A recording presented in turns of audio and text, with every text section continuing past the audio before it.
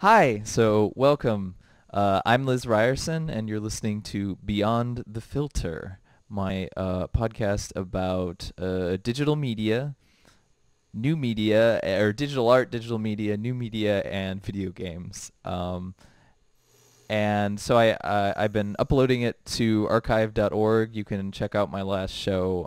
I'll probably have an actual website at some point soon, so bear with me. But I'm talking right now to Nathalie Lawhead, who makes interesting experimental games, primarily using Flash. And so that's the thing that I at least wanted to start talking about is what is Flash, what is interesting about it, what's kind of the history about it, and why do so many people hate on it. But anyway, so can I start out? Hi, Natalie. Hi. Can I start out asking you what is Flash exactly?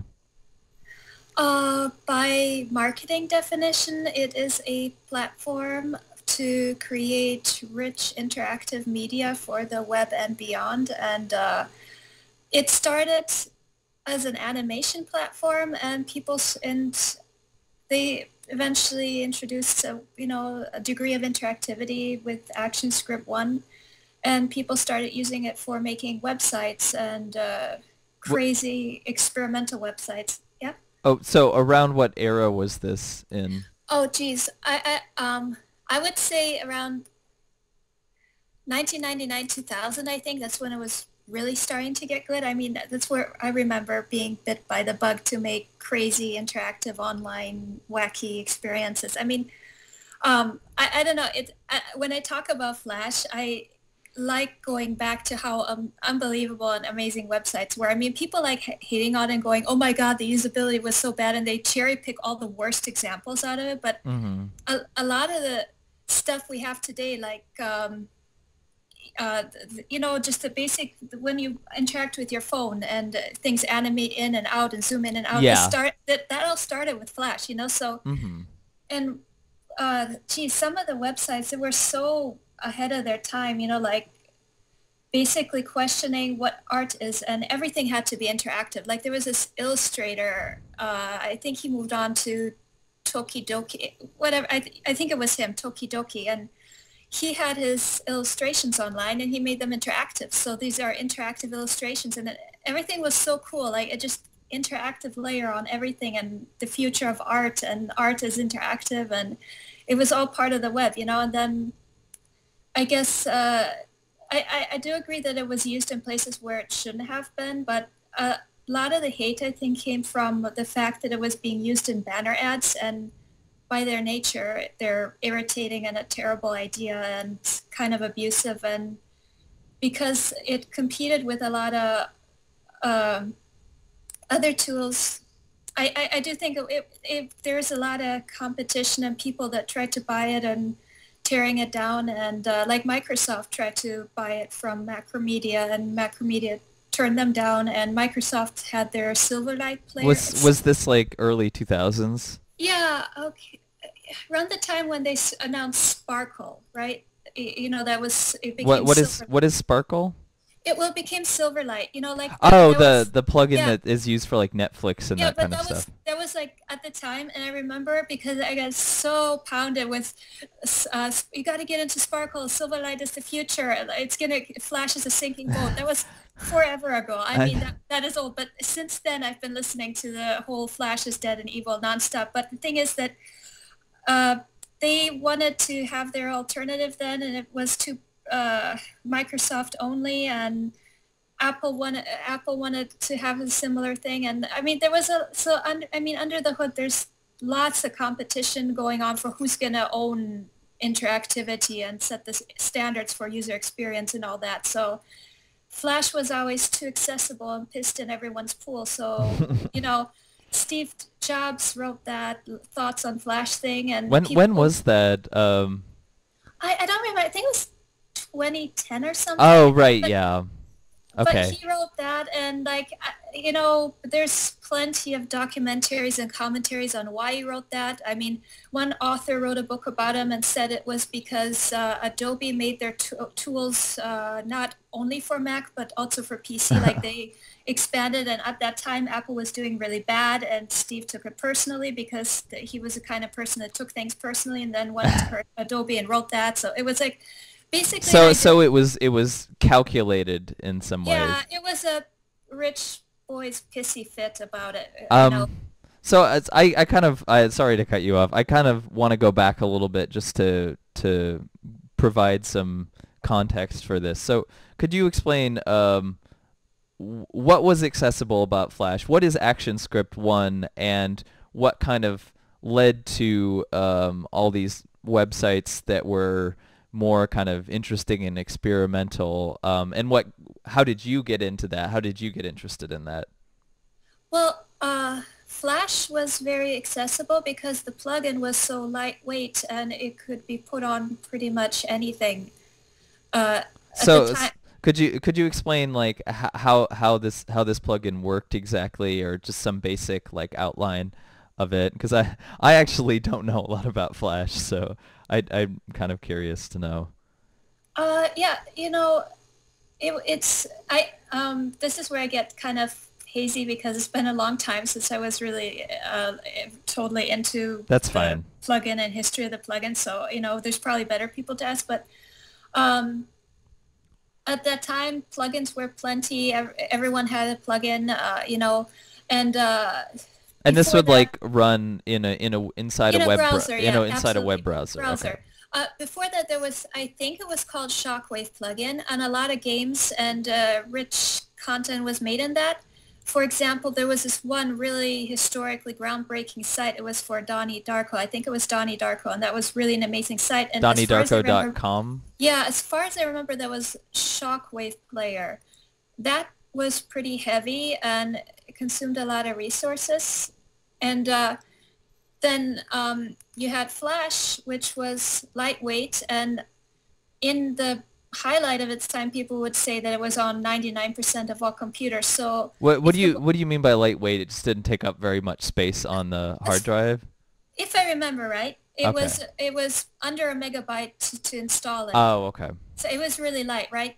I mean, you can say then, well, stuff in Flash was buggy and slow, but that's the same as saying stuff in JavaScript is buggy and slow, and it's really up to the person that built it. So I mean, that's a bad excuse. But It's up to it's how the yeah, programmer uses it. yeah, totally. But so it was really the best way to push interactivity for the internet. I mean, there was nothing like it, and I would contend there's still nothing like it. That's why I keep using it. But So it's kind of like a blank palette in the way that like um it's so you can do a variety of things. You can interact in a variety of ways. There are like animations. You can have you can have things that are more conventional kind of video games, or you can have things that are just straight up web browsers, or sort of what a lot of sites seem to do at the time, which is sort of somewhere in between, where you're navigating online, presumably in your browser, and this is the a serious website, but there's all these other kind of unexpected results that happen for it that kind of make it an artistic experience. Is that? yeah, yeah, I remember conversation at the long time ago was that websites are the new art and the new way of creating an online environment. It was all about kind of how we talk about games today, games, virtual spaces, feelings, abstract spaces, right? So websites, we're talking about that too, online virtual spaces, emotion, interactivity. How can interactivity pioneer showing, making a feeling and showing an environments, rich environments. So I mean, it was funny too, like the award-winning sites. It was every day something new and every day something really amazing and profound. It reminds me a lot how the alt game scene is today. So what are some of your favorite examples of sites that were at the time that really did something interesting, and like what kind of stuff that did they do? Well, there's one I remember. It really left a impression on me because it was so fuck usability. That here's an experience. It was abnormal behavior child. You can Google it. Maybe you'll find it in archive. It's gone now. So I mean, but that was really amazing. And there was also a group of people. My pet skeleton. They later had something else, but they were. A lot of this was. Geez, I remember websites had a lot of soundtrack work going on, like Yeah. composers for websites, and click a button, it fades and makes a sound, and transitions were a big deal. I mean, we lost so much in our stupid egotistic fight for what's going to be normal, what's a standard. I mean, Well, the web is dead today compared to how that was. yeah. So I think like that kind of stuff sold or did well with regular audiences at the time because the experience of the web, being on the web, was just so new that it was already kind of this like wow, look at what you can do. Yeah, it was also a lot less. The web was more accessible. I mean, today with our phones, it's a joke. I mean, the browser on a phone is a barely functioning metal. It's barely functioning junk. I mean, it's kept that way because they want to push apps as a way for making money. Because you can control an app, you can't control the web. So what do you mean by it being more accessible in the past? Because a lot of people will say that it's more accessible now, and that a lot of that stuff was clunky or whatever. Yeah, but it wasn't as controlled. If you have, I'm talking about the way you interact with the web on a PC. Okay. Browsers still, I mean, less and less, but they still allow you to go look at and access whatever you want. I mean, you have now them flexing their muscles and blocking Pirate Bay or something. I don't know. There was just recently another stupid thing, but at the time, you as a content creator for the web, you could create your own standards and push the bar for what the web can be used for. And the browser, There were less rules about yeah, all that people stuff. that make browsers, they had to actually keep up with the content creators. Today, it's a reverse. Content creators have to cater towards the browser and make sure it's all in line with what the big players want to push. It's ridiculous. So, I mean, if people say the web is open and free, it's not open and free anymore. It's a heavily monetized medium that's becoming less and less open and free because our focus is on making money and not making amazing art or experiences or really being free information. Okay. I mean, I think with the way things are going now, that only way of accessing the web will be through apps, which are, and the content there is just controlled. I don't think browsers are going to keep being browsers. I mean, you can follow how it's turning out, but so when I say the web was more accessible, I mean, you could do your own thing and get away with doing all sorts of crazy crap, and that's great. More power to you. So Yeah, yeah, and now it feels like a lot of that stuff is sequestered to either like indie games where a lot of the time you're expected to turn a profit on them, and there's a lot of other expectations for that, or like something like VR now, which is obviously not an accessible technology for most people. But the thing that I wanted to ask was, so what got you into making art on the web specifically? Like, what got you interested in it? And can you talk about your first big work? I forget the name of it, but the Suburbia. yeah. So yeah, if you could talk about those two things, like your background, how you got into it, and I started as a traditional artist, which was, sculpting and painting or drawing. So I eventually I had an interest for animation, and, Flash was a good tool for that. And just in general for the fact that, they had the dot-com boom time. There were all sorts of buzzwords going around. and this is like late 90s, right? Yeah, Okay. middle, late 90s. They had there were all sorts of, the marketing for the web, right? Because no one's using it. So there was just a few people like, I still had to explain what internet was to people, but Yeah, that's around the time that I got AOL and I got yeah. the internet for the first time. It was about mid 90s because they had those AOL discs that they just mail to you and were total Yeah. garbage, but it got a lot of people on the internet for sure.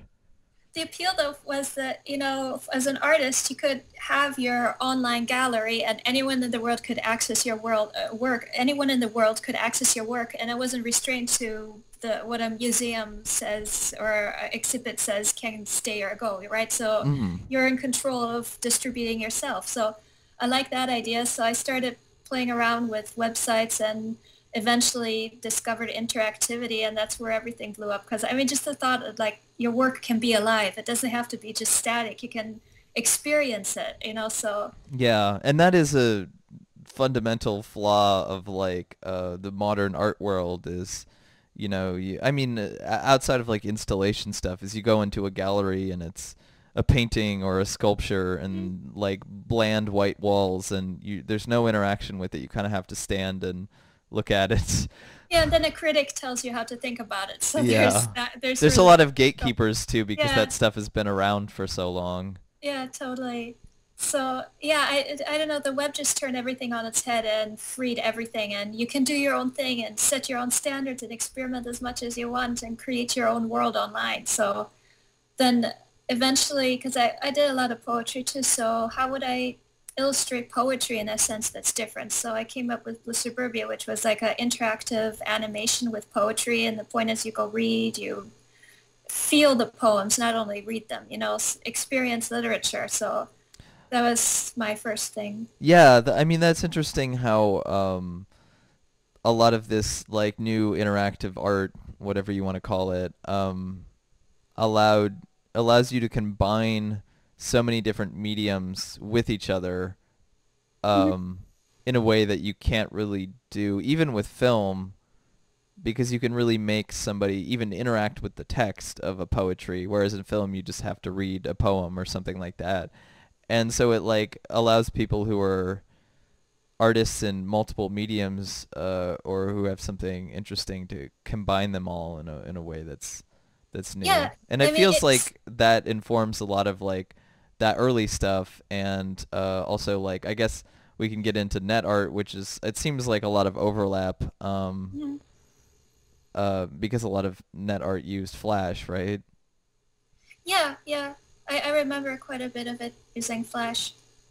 Net art was like a movement in the mid to late 90s, might have started before that, and of artists who were kind of trying to do challenging new things in like a digital space. And obviously there's a lot of overlap with like Flash and also there were a lot of like I know back in the early 2000s. Well, I mean the website is still up, but like one of their Flash portals were a really big thing, and it's the website where you go and you can upload your Flash animation, and I guess this is a little bit after like because it's almost like a step down or something, and like commodifying it or something like where you can upload it in your little window and you're a Mhm. user and people make Flash animations but and sites like Newgrounds is the most popular example, and that was kind of a big exposure for me for Flash. But I think before that, especially is when a lot of the sites that were more experimental, where you just go on the site and there's this tremendous like weird animation, and you click on different stuff, and then that was all over the place, right? That wasn't just like Yeah, it's a unique presence online on its own, independent of anything. It's its own voice. And I mean, there was a point in internet history I remember where everyone was making their own website. You had a website for your dog. You had like right, so like personal websites. And mhm. I think the early period of social media, even like things like Newgrounds, it kind of killed that by creating a template and a place for you to have your own. You can't, when you on Yeah. social media, you're not making your own website anymore. You have your own page on someone else's page with their templates and their themes, and it's less flexible and less freedom to you just as from an art point of view. Yeah, I mean, like, in a lot of those older sites, you would use something like GeoCities or like Alta Yeah, Vista yeah. or something like that. But outside of that, and you might be put in a sort of a web ring, like, or, kind of a series of related sites. But outside of that, like, yeah, you could do anything that you wanted with the page. I had one of those web pages back in, like, I don't know how long ago it was. I know my brother did too. He had like we got really into Nintendo NES collecting, and there was a community for that online, and that was like late 90s. He had a website, and I also had a website about like Wolfenstein 3D because I was into that, and I think I also had a personal website or whatever. But yeah, like yeah, it was a lot different. Like in a way, it was a lot different because you had to write the code of your own page, and Hmm. um, and something like Newgrounds, while you don't have to do the work, still kind of it seems to be a model for what was what YouTube sort of took from. Yeah. With the loss of all that customization, we lose a lot of personal voice too. Like, I mean, today when you browse internet, you're not really browsing internet, you're browsing social media. It's all restricted in a little very controlled corner where when we had the idea or mindset of everyone needs a website and everyone needs to make their own website, you really browsed internet. You were visiting a person and getting to know the person from their own personal presentation and the way they decide to show the world about themselves. And I don't know, and people social media is great, it's accessible, but in focusing only on that, we lost a lot of what the web really was about and the potential the web could have had. Hmm. Well, that's one thing that struck me about, to go back to like Blue Suburbia. That's still online, right? Yeah, yeah. What's the URL for that? BlueSuburbia.com. Okay, bluesuburbia.com. Cool. Well, what really struck me about that is, I mean, it still feels very fresh to me. It still feels like an experimental game someone would put on like the iPad or something like that. In that, like, you but it's just a website. You just go to the website, you interact, and there are a lot of interactions where like you just like things that you really don't expect happen, and there's a lot of like wait, it feels like, there's a thematic, um you know like there's a reason, or there's like something that the website is trying to express. But it's just weird to think about, like, that is a website.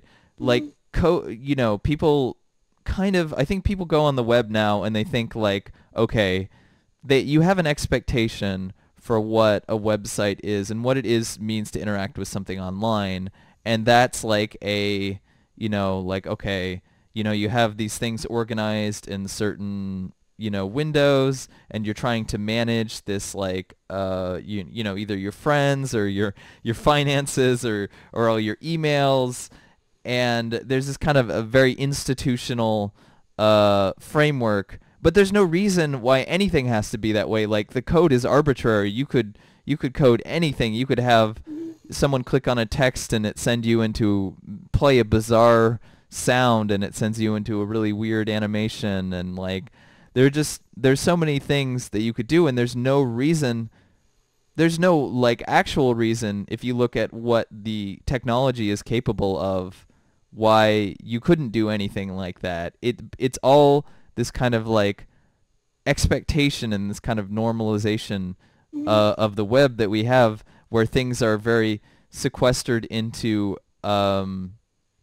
different, like, you expect to get something weird from YouTube, or you expect to get something weird from Steam or itch.io or something like that, but you don't expect to get something weird when you just go to a web page. And that's like, I think a lot of people don't even know that. A lot of people's exposure to the web, they don't even understand that you can literally do anything, and there's so that seemed to disappear. And I Mhm. guess maybe I mean, what you're talking about, I think the business interests took over, Yeah, and absolutely. they found a way to become more entrenched with what was already out there and kind of be an extension of corporate America and banks and corporate media and all that kind of stuff.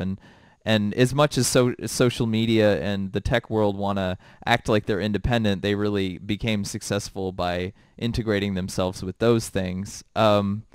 Like, but where was I going with that?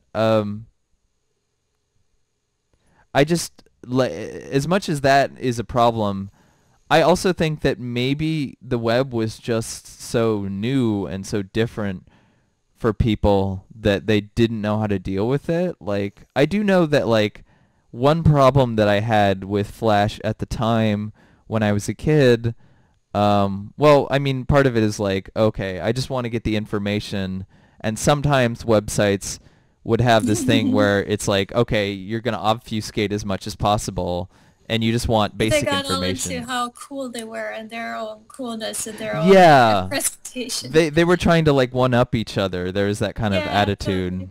I mean, there's always that competition with being the coolest because that way you get all the awards and everyone would talk about you and who's got the coolest website and all that. And But there wasn't anything like Wikipedia out there, like, uh, where you could just look something up and, which, I mean, Wikipedia is not uh doesn't necessarily make money, so I guess, like, you, you know as many problems as people have with it, I'd still definitely put it outside of like Facebook or PayPal or Gmail or whatever. But I mean, it's interesting. I think people really forgot how websites could have been or all the potential they had. Like, I remember that when things like the Suburbia started getting attacked, a lot of it was usability and people preaching usability, and it yeah, kind of became a self-policing thing where websites can be all that. Websites can be super crazy, but no one's even going to try to do that anymore because user experience is so ingrained in people that it's not even brought into question that you could even step outside that box. It's yeah. kind of Well, how. another problem that I wanted to mention about, like, some of those websites is I didn't have a very fast connection. So oftentimes they Mhm. took a really long time to load, and that made it, like, hard for me to appreciate some of that stuff because there was that, like, barrier. There was still that barrier of, like, okay, this takes a long time to load, and I just want to get this information. And, like, of course, I think there are other reasons, like, why things went the other direction and why it disappeared so quickly, but it is, like, I don't know. Well, we can get into it later, but I'll feel free to talk more about this. Sorry. No, it's great to talk about it. I mean, a lot of the whole loading thing that was, I mean, if you architected it different, you wouldn't have to have had that, but that was all experimental. Websites in themselves also had a lot of self-imposed rules of what is cool and the current trend and all that. I mean, there were a lot of websites made just for the sake of being trendy. I mean, I miss all that because it was so much more creative than whatever the hell this is today. I mean, Yeah. when you say website, people will automatically think scrolling and text and video. Maybe if it's edgier, and animated gifs of course are starting to be more evil, so you should probably avoid that. And images. I mean, that's it. There's no more. The website itself is a presence and it's alive. And if people do that, then it's kind of like you're stigmatizing yourself. I mean, it's just not cool anymore to be creative online outside of just, I mean, video games is where I feel that's why I guess I'm most very attracted to video games because it's awesome to be experimental in video games. I mean, we could maybe learn from the web and what led to it being this standard, whatever it is, and applied to games, but a lot of the problem was this is how you get rich online. This is how your website will make money. This is so, like when Hmm. you have video games preaching, this is how your video game is going to be successful. This is what you follow. This is the type of game you make to make money. It's the same thing, and that kills creativity or our ability to accept different experiences, because if something is different and is not making money, it's evil. It must, Yeah. kill it, make it go away. Well, yeah, that's the a lot of people, I'm sure a lot of people who work for social media or something, who are the more liberal minded or whatever might say that like, okay, yeah, that's all true, but like look, we connected all these people who wouldn't normally be connected, and like look at Twitter, like, and how it's been sort of integrated with social movements and all that kind of stuff. And for like, I think my take on that would be like, yes, all this technology makes it possible, and you do need someone with enough resources to provide like a mass amount of people that technology. And with those resources comes like obviously other business interests and investors who are going to define or push the realm a certain way. So I don't know, like, to have what we have now where at least a lot of different kinds of people are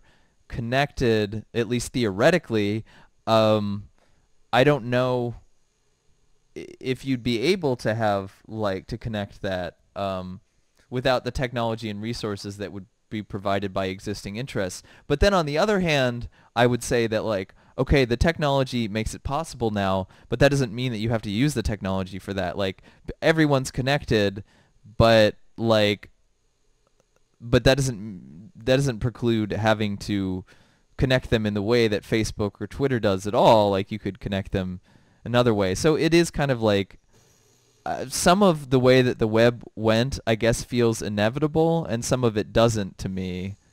Well, isn't it kind of weighing Twitter's worth, weighing something worth by size, the same thing as saying Candy Crush is a better game because it has the most people playing it and makes the most money? I mean, experimental websites and experimental games and all that, they may not be as big, but they're still just as relevant and important because, I think everything has a right to be on the web. And when we preach wanting to kill this technology, kill that, kill net art, we're removing voices. And it's the same thing as when, alt games become a thing of the past. We look back and go, wow, I'm happy alt games are gone. They were so annoying. It's Wait, kind of... so could you briefly talk about what alt games are, and also I want to go back to talk about why.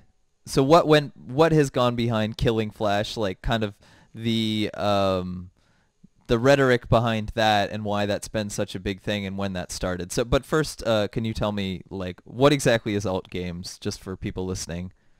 I define them as weird games or alternative games, like problematic or well, no, it is good. It's everything about that. Like, okay, like there's a floor, you fall You're through the second. You're the second. My first podcast interview also like mentioned problematic. He's like, yeah, okay, people okay, better go play it now. get a streak going. But Yeah, you're right. There's a floor and you just fall through the floor. it's so brilliant. It's so shit like that. It's just it takes everything you expect about a game and just, no, we're doing it our own way, and it's a unique experience all on its own without any kind of context outside of, it exists on its own by its own definition. So And it seems like alt games is a thing that was kind of a reaction against, well, one like I think of it as being because like queer games were sort of a thing very briefly. Of course, when they started to be called queer games, they weren't a thing anymore. But before that, indie games were back in like the early or mid 2000s, when indie games started to become a label, like a thing. They were definitely more experimental, but then they started making a lot more money, and that kind of scene excluded a lot of people. So then kind of alt games was something that arose out of that, specifically about inclusivity. Like there's a lot more, people of color and stuff associated with alt games. And that's like a recent thing though. Like, right. yeah, I think it is. So you associate what you make sort of with alt games. I feel drawn the closest to that label because what other people are doing is similar to what I'm making, so I guess it applies. Okay, so let's go back and talk about Flash. Why people wanted to kill Flash? Obviously, you said some stuff about stuff about usability, um, but like kind of where that started and that continuing today. And yeah, if you could just talk about. Well, in the end, I remember pretty well when you had this big usability expert. He did useit.com, Jacob Nielsen or whatever, but he wrote this article called Flash 99% Evil based on another article. It was actually written in 1999 called Flash 100% Evil. I think it was Flash 100% Evil, and they're just ripping experimental websites basically apart. The main thing is the usability plus also bandwidth concerns. So it was always cool. There was always a subculture outside. There was always a culture outside of Flash that just hated Flash just because it's cool to hate Flash. It's cool to hate different things. Why And was it's not cool. It's cool to hate Flash because it's not usable in that sort of programmer yeah, it's sense. Okay. esoteric, weird, unusable also as a for end users. Like, who wants to watch an intro before you enter a website? That's just stupid, right? I mean, it It's not was. streamlined. Yeah, it was the web looking for its own way of how you make internet with conformity and Well, uniformity. and a lot of those people might have interpreted a lot of Flash to be like people just don't know how to make usable websites. Like that's Yeah, something I totally. see. That's Yeah, something I see with games now too. Like yeah, absolutely. It basically, it's eerie. All the stuff about a lot of the arguments against alt games or experimental games, it reminds me so much of early web. It's not funny. It's like it's the same thing except the names, swapped out. But and then more people started speaking up against Flash, and I really think that a lot of larger companies hated Flash just because it pissed in everyone's pool. It was hard to compete with, so why not rip it apart? And I mean, I know when I defended it, I heard all the arguments against it. I mean, when I talk about it, I hear the internet in my ear, angry internet comments. So I mean, but it's today when people are like, yeah, kill Flash. I mean, they really don't know what they're talking about. Some of them don't even know what Flash is. It's just cool to hate on it because it automatically makes you sound technical. It's funny because when I get into conversations with some of them, they really honestly don't know what it is. It should just die, though. so people started hating on Flash in the early 2000s. Flash still exists now. Why hasn't it died and why are people well, I guess you answered why people are continually trying to kill it. But why hasn't Flash died or really gone anywhere for the last 10, 15 years?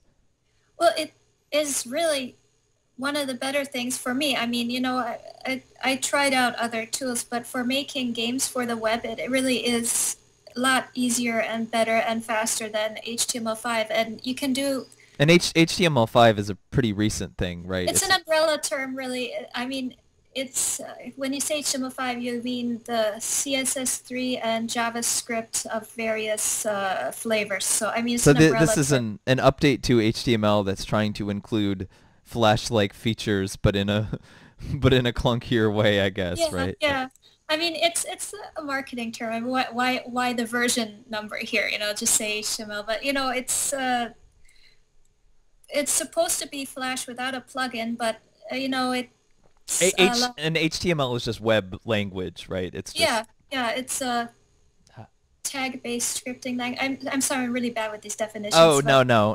I'm just trying to clarify for because it is a world of like so many definitions, yeah. and I'll Excuse the dyslexia. just yeah, I'll just like do the best job that I like. We can do the best job that we can to clarify without Yeah, I mean, yeah. so in terms of why it's still around today, a lot of websites use it. It does a lot of things that HTML5, JavaScript, or whatever just can't yet do. And I don't think it will ever really be up to par with it because in the end, there's no interest in making browsers or phones, the browser on the phone supporting the web 100% because that cuts into apps. So, I mean, in the end, multimedia on the web is really going to just be video, I think.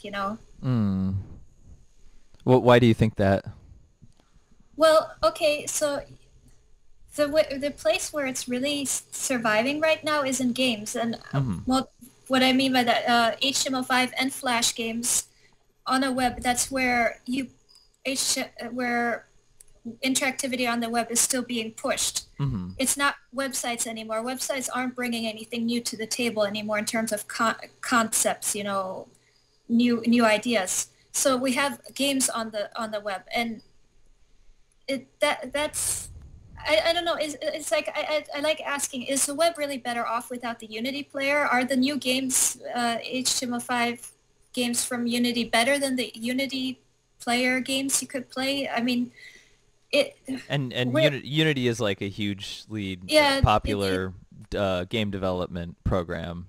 so with removing all of these plugins from the web is really stepping back, and it's taking a step back in terms of quality, because now you have only HTML5 where you can really do at least halfway decent experimental things, and that's so limited to, according to what you could do, and I don't see browsers really allowing experimental anymore. I mean, it's getting harder and harder. I mean, like you have Google and they'll rank you down if your website doesn't adhere to certain things like Yeah. be scalable. I mean, A what's lot that? of yeah, a lot of people don't know that stuff all Yeah, but stuff happens. like that happens all the time. I get letters from them saying you're going to get this and that if you don't change this and that. I mean, what's that about? Google's supposed to search the web, not tell the web how to be the web, And so I really don't see much future for internet other than big business video stuff. I mean, that it's really it. So Yeah. Well, I mean, it's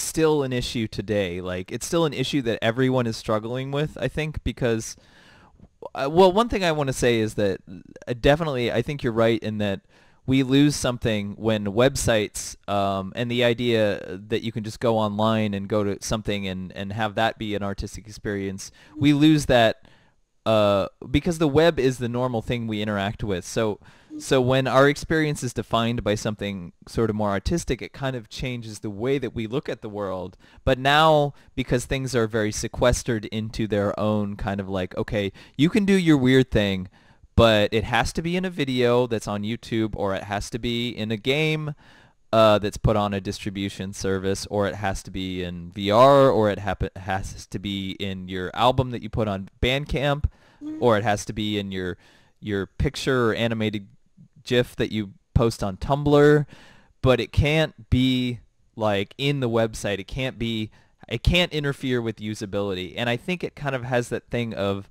the classic gallery problem of this art can exist and it can be weird as long as it stays some sort of commodity that we can do something with.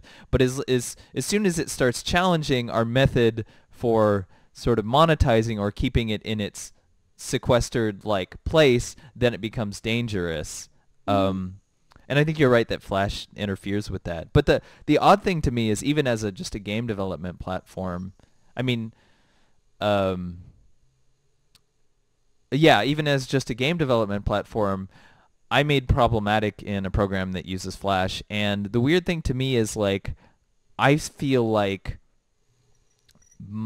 I feel like there's a better chance of that game being preserved in Flash than a lot of games that are made in HTML5 oh today. yeah, seriously, And a no lot of shit. people would say the opposite. No, no, actually that is true, because if you look at HTML, I've been doing web stuff for a long time, and that doesn't start and end with Flash. I was doing HTML and JavaScript crap too, but the thing is that with browsers being in charge of how you see the web and how HTML and JavaScript or anything else is really supported on the web, that means they don't give a shit about backward compatibility. Yeah, once something is Yeah, updated, that's happened with old Unity yeah. games. There was a So absolutely. So yeah. though to interject, No, go ahead. Flash and Flash Player has a long-standing history, and I know they really care about this, is that every update of Flash, they really make sure it's backward compatible. I mean, ActionScript 2 stuff still functions in its own, I forgot what it's called, virtual machine. I don't know. Don't take my word for it. I'm really dyslexic with that. But It might be a virtual machine. yeah, but they really care about backward compatibility. That has always been a big deal. So Blue Suburbia, for example, last updated Flash Player 8, it's still Actionscript 2. It still functions the same way as the day I put it online. And my older HTML stuff, it's gone. Yeah, I It mean, doesn't exist. if you look at a lot of the old net art stuff, some of it, that's considered significant might be preserved by people who are, curators or whatever. But a lot of it just won't work just because things about HTML5 changed, or things about HTML and all that kind of stuff changed, and updates made it not function as intended or not function at all.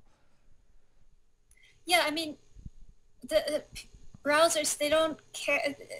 Big players like Google or Firefox or Apple, they don't care about little artists. They care about big businesses and what they think is pushing the web ahead. This has no place for history, and past work has no place in the future, in that sense.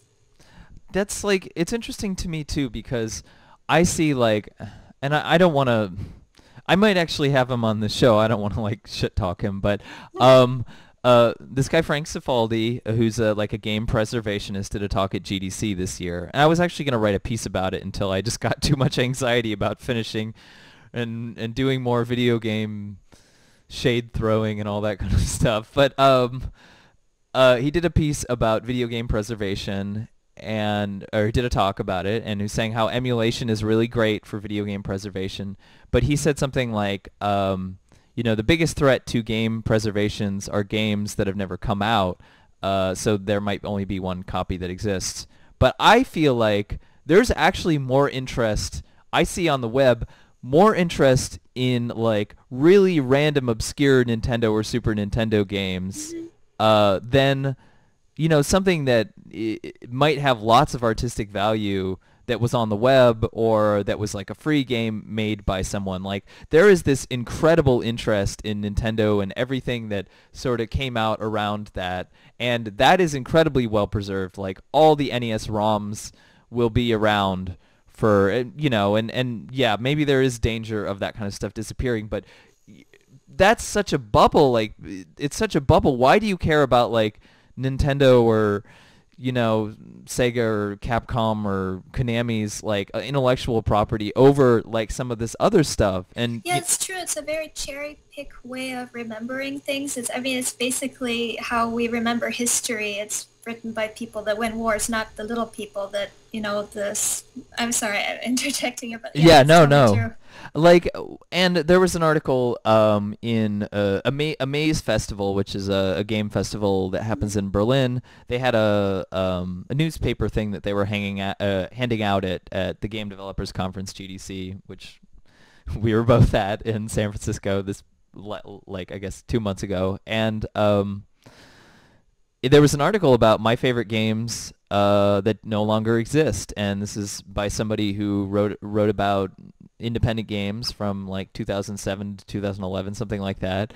And there are about 50 games on there that don't exist, either because they disappeared from the web and they just were small enough to where, like maybe they're on someone's hard drive somewhere, but they're not so well known that that has been made available.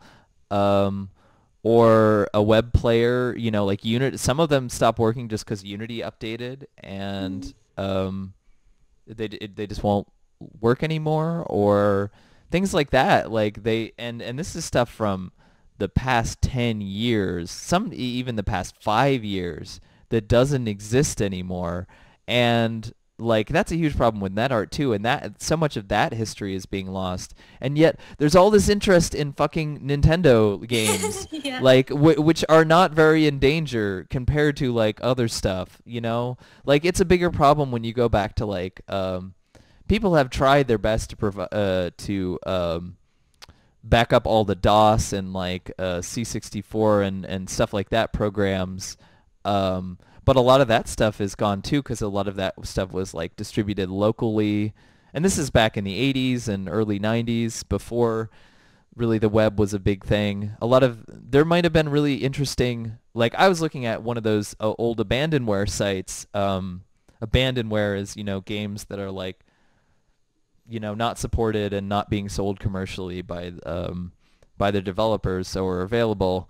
And there was all these things that were released for DOS that I had never heard of, like just incredibly obscure. I've never seen any videos on YouTube about them, or maybe there is one, but like, and there's like a lot of software too, and a lot of that stuff was very strange, because that's the era, like in like Commodore 64s came packed in. It's like a user computer, a computer that you could buy, consumer computer, in the 80s. They came packed in with like BASIC, which is a programming language, and computer magazines came with programs that you could write in and run, and there was a lot more encouragement for people to get in and program, and that's where some of people's favorite games from the 90s and all, even like Nintendo, all that stuff kind of comes. The reason why a lot of developers got in, a lot of people don't know that like a lot of Japanese developers got started because of Japanese computers that were similar to C64, like Squaresoft and all that kind of stuff.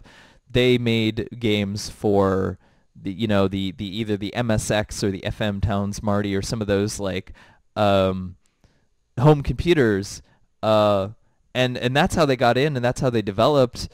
And that's how like id Software, who made Doom, and all these other people, and that's how like all the billionaires and all that kind of stuff who exist now, that's how they got into programming, and they get into this stuff because if you wanted to, like, there were definitely a lot of gatekeepers there, like it cost money, you had to know people to some extent, but if you wanted to get into it, you could. Any one person could get into it, but then things got so big.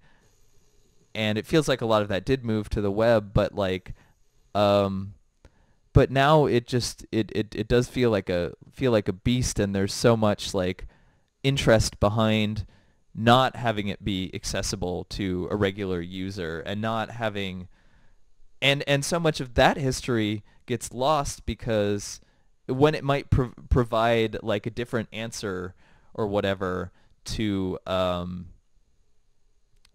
how to like look at our society, our culture, how we interact with things on the internet, but no one's interested in preserving it, or they don't have the resources, and that's like, I don't know.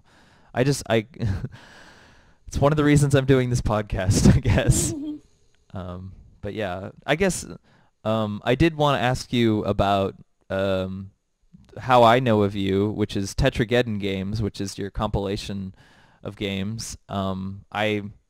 I found it through judging the Independent Games Festival and like seeing this really bizarre thing that I was like, okay, this is probably kind of interesting, but it probably doesn't like it's probably someone's experiment, and then I actually played it and I was like, oh my God, this is amazing. Like, but yeah, could you just talk about like what sort of went into the creation of Tetrageddon Games? I know some of it has to do with like you got into like developing, and then that stuff went afoul, and then you started making your own stuff. But yeah, if you could talk about that after Blue Suburbia, sort of what happened and what got you into Tetrageddon.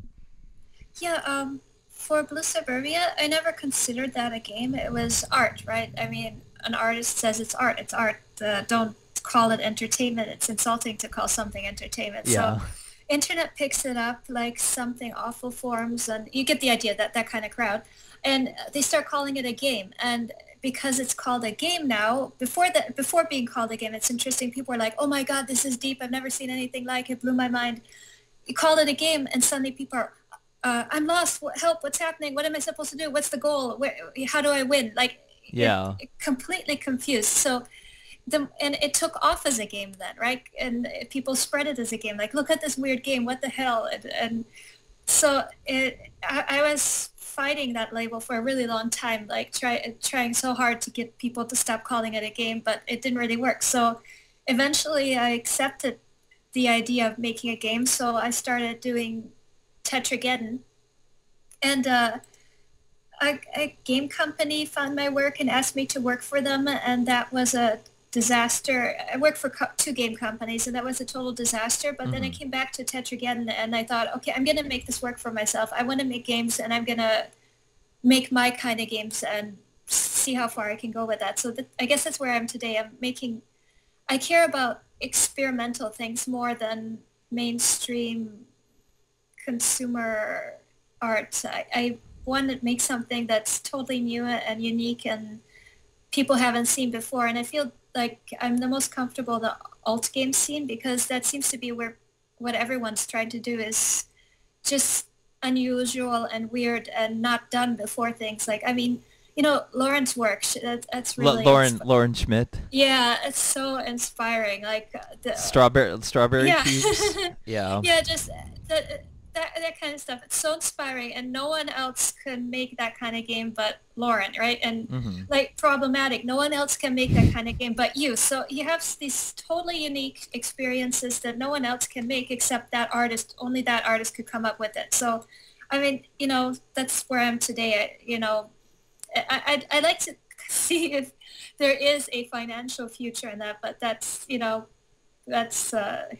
I think to be determined. But I mean, I think it's encouraging because there's more of a dialogue to how important these games are, or how important these artists are, and interest in supporting or speaking for the artists. I mean, like in online publications and reviewers, I mean, I think it's cool that people are supporting game artists and, I mean, the web didn't have that. The websites, I remember, though, there was a very commercial and aggressive, successful people were very commercial and aggressive, and it was very macho. And I think the fact that the commercial aspect kind of killed the focus only on commercial. It wasn't really artists. It was a commercial application kind of. Yeah, people trying to demonstrate their technical ability and therefore hireability. Yes, exactly. That endangered the cultural relevance of it, and I see alt games as doing that a little different, and that it's right away it's not really super focused on commercial, and if you don't make money you're a loser, or like you're basically a leper. Which is where indie games are at right now. Yeah, so I mean, it's an interesting point in game history to see where all this will go. I hope it will not turn out like the web, where you have only one type of game that's allowed and everything else is kind of shunned, or you just don't do that anymore. It's interesting. Well, I mean, in a cynical way, what we were talking about earlier, I kind of think that it has more of a chance of staying around because it's in its own bubble. Like, it doesn't challenge the way that people think about, like, I mean, it does challenge the way that people think about interactions, but people can sequester it in its own little space, which is a really kind of why it's also hasn't gotten more exposure or attention for the kind of people who would appreciate it. Like, I know that I could show, so like Tetrageddon, my experience with playing that was there's all this obnoxious like internet memes and like all this kind of stuff, and like you don't know if it's ironic or what. And I know you're saying that kind of is your experience of the internet. Mm-hmm. Did you want to talk about that a little bit, by the way? Yeah. Earlier, interacting with the internet, like, I used to visit 4chan a lot just to see how obnoxious people could get. I kind of revel in crap, and the internet was a perfect place for it, just the crappiest of interactions and memes. And so, yeah, Tetragen is kind of like a satire or kind of artistic interpretation of crappy internet. But, I mean, like, you play it and you feel like the internet is screaming in your ear. It's kind of... Well, that is like the experience of something like 4chan. Or like when I used to go on forums, a lot of the memes that were around on the internet in the early 2000s or whatever were super mean-spirited. Yes, no kidding. And like that's one thing that, I don't know, it just... I wouldn't even say it's better or worse. In some ways, like, I'm glad that internet memes aren't really like that anymore. Like, something gets popular because it's kind of weird or whatever, or like it's someone who does a really good performance or something like that. But it isn't just like, let's make fun of this fat kid, Mm-hmm. which is like that Star Wars kid and all that kind of stuff. Like, it's super mean spirited. And I think like that sort of toxicity is always kind of gravitated towards the internet amongst the weirdo outsiders. Um, and I guess like yeah, I mean that culture still exists though. Um, I don't know. It's probably internet is big enough that that culture is kind of muffled or not as defining anymore as a lot of other things. But I mean, maybe that was also a reason why a lot of people who were trying to get into, you know, the internet or that kind of stuff felt excluded. Because, like, mm, you know, as a woman who was developing stuff, I'm sure you got a lot of oh yeah, shit. yeah. I there was a very long period where if I would submit my work to festivals, you know, the old online festivals, and they would if they would find out I'm a woman, it would not be good for my work. No one supports women are joke, right? You're go away, you're silly, go make a baby or something. I don't know. You know, the mentality was very macho, and so then I would submit as a guy name or an alias, and people are like, "Oh my God, this is amazing!" Right? So Yeah. it it I don't know why they were very macho mentality then, and maybe it still is. Yeah, it still is, but It still is. it's less popular. You can't be Yeah. outgoingly chauvinistic. Yeah, I mean, you I know they can still are. you can still be a misogynist, but you have to pretend that you're not one at Yeah, least. yeah. You can't outwardly exclude people.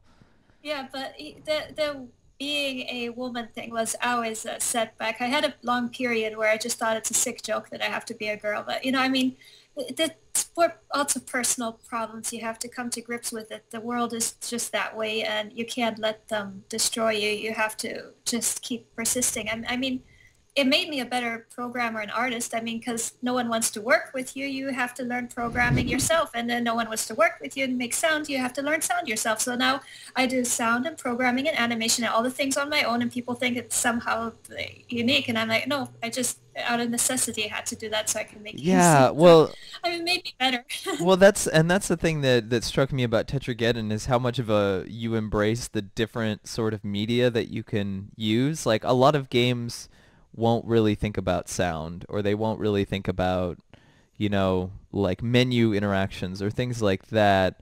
Whereas like Tetrageddon, there's always some kind of like, you know, thing that's happening that's kind of weird and different. Like the way that you use audio is different. Like you use some kind of effect, and like the way that you have it mixed, and then you use like video footage blown up, and then overlaying stuff on it. And there's just all this kind of different media mixing that so many people are just like struggle to do, or just don't even do at all, that you seem to do so effortlessly. Thank you. It's I don't know. Yeah, it's crazy how achievable that stuff is, and how like little people ever seem to aim for it. But that's again the thing that I think, where like something like Flash or the early web or old programs or something, like software is software. A website is a website. You can do whatever you want with it. There's no inherent rules for it to be. You can make it game-like. You can make it not game-like. That's the game-like thing is just an extension of interactions that you're having. There's no reason. There's nothing to distinguish it from not a game or whatever. It's just that's what it is. But certain people were really Nintendo and all that kind of stuff were really good at sort of commodifying games as an idea, and it's I don't know, that's kind of like what I hope gets broken down in the future. But and that's like kind of my sadness about when I go and see experimental games, and it's like, you know, this would be more effective if there were more dimensions to this, like if you interacted with it like a website and it wasn't just this like weird thing that existed on the side, and that we didn't have to call them games. But that's the only space where that stuff can exist now, I guess. Yeah, I think Or so. I mean, or like VR, like that's a big thing now, people doing that, like, and you know, doing artsy experiences with that because there's money in it, you know. mhm. And I don't want to be cynical about VR because I'm sure that like, I mean, I am a little cynical about VR, but I'm sure I know like I see like a lot of musicians who I like being like, oh, I want to work in VR, you know, and that's kind of the new experimental space. But the sadness of that is that, you know, it's partly cool to do that, and it's partly cool to do that because there's money, and if and but there's no real like it's just another technology that we don't understand. Like, why can't we like try and figure out? There's so much more that we can do with like just interacting on a screen. Like there's so many more dimensions to this. Why do we have to jump to this new technology? I don't know. That's how I feel about it anyway. I don't know if you have any opinions about that stuff. Sorry, I'm going a little off topic.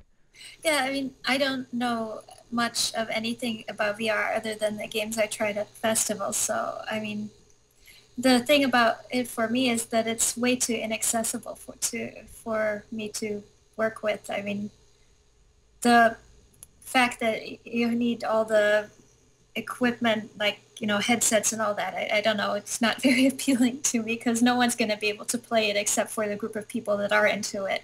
Yeah.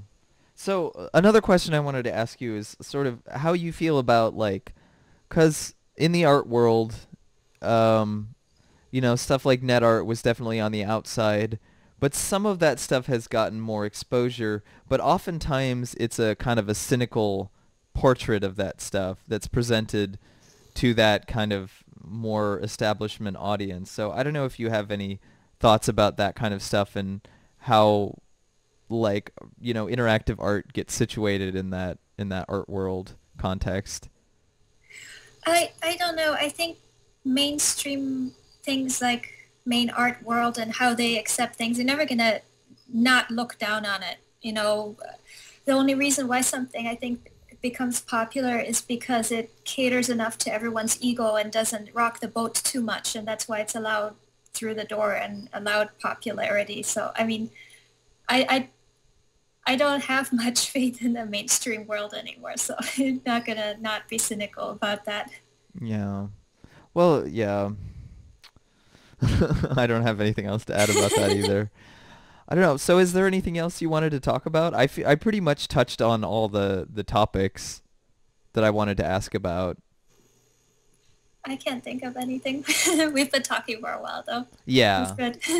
Yeah, it's only been about an hour, which is nice because we fit a lot into that hour.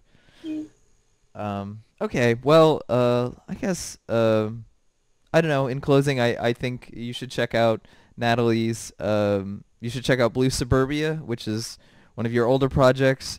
You should also check out Tetrageddon Games, tetrageddon.com. It's a compilation of games, kind of a satire of the internet. It's really cool. What else have you worked on? Anatomically Incorrect Dinosaurs, right? Yeah, that's kind of part of Tetrageddon, though, so Okay. you can find out that. And I'm going to be releasing the new Tetrageddon soon that you'll be able to download and buy, so that's going to be interesting. I mean, I'm very proud of that one because it turned out so well and crazy and weird and loud, and yeah, and I'm kind of excited. you're gonna sell that online? Yeah, I'm going to publish it for Game Jolt Marketplace first because I just want to see if, you know, how that's going to turn out. I've been having a little bit of back and forth about Steam, so I want to try the alternatives first. Yeah, that's a good idea. Support Game Jolt and itch.io and those things definitely. Okay, well that's great. Thank you for talking to me. I think like we talked about a lot of interesting stuff. Hopefully people get stuff out of it, and definitely check out. I'm gonna have an actual website for this at some point. I promise. But in the meantime, it'll be on archive.org, and yeah, I'll put a little feed so that people can follow it if they want to. But anyway, thanks for talking to me, Natalie. Yeah, thanks for having me. This was so much fun. Okay, bye.